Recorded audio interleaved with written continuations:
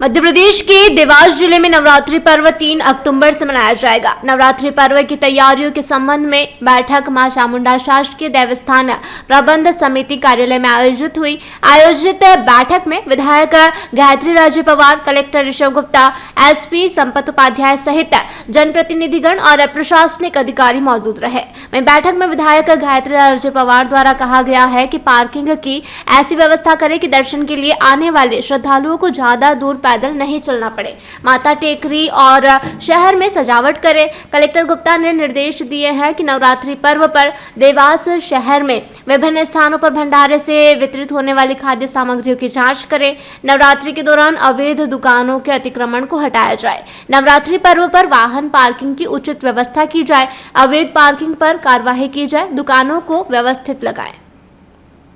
ये एक रूटीन बैठक थी। सभी डिपार्टमेंट्स नवरात्रि के समय के लिए क्या तैयारी कर रहे हैं वो देखना था।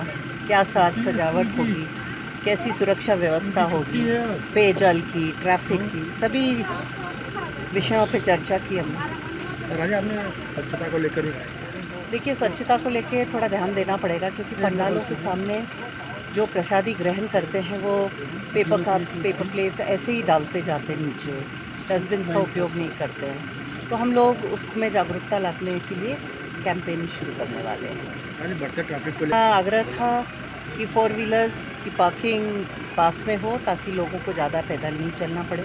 और सभापति जी का एक सजेशन था कि इस दरमियान सभी अपने 4 व्हीलर्स को त्याग कर 2 व्हीलर पे अगर आते हैं तो उतना ट्रैफिक कम हो जाएगा देवास में और सहूलियत होगी, सभी को मदद भी होगी। साथ ही आपने देवास की जनता से भी अपील की कि 4 व्हीलर वाहन को 4 व्हीलर वाहन नहीं यूज़ करते हुए अगर 2 व्हीलर यूज़ करते हैं तो अभी कैलकुलेट किया शायद 10 से 15 हज़ार वाहन कम होते हैं और बाहर से आने वाला ट्रैफिक जो आता है उसके कारण दिक्कत नहीं होगी, मदद मिलेगी प्रशासन को भी और देवास में दर्शनार्थियों के लिए भी। हैं 3 तारीख से हमारे माता जी के नवरात्रे चालू हो रहे हैं। उस संदर्भ में आज माननीय विधायक मैडम के साथ में एसपी साहब की लीडरशिप में सभी डिपार्टमेंट्स की संयुक्त मीटिंग की गई थी।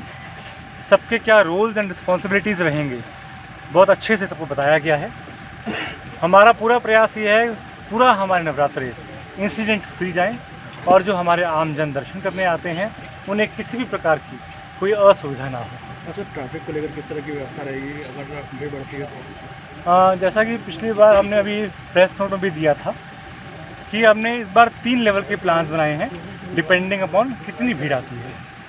हमारी व्यवस्थाएं जो हैं हालांकि वो 9 के 9 दिन रहेंगी, लेकिन फिर भी जो हमको उम्मीद है सप्तमी, अष्टमी और वीकेंड यहाँ पर अधिक भीड़ आने की संभावनाएं होती हैं।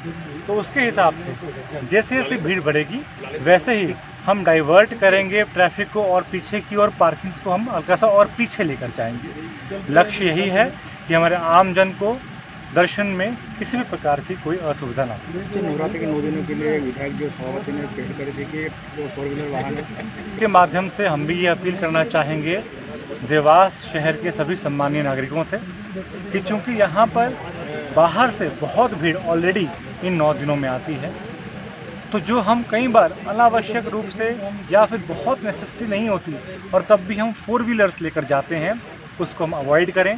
यदि हमारे पास 2 व्हीलर्स हैं तो उस पे इन 9 दिनों के लिए शिफ्ट हों।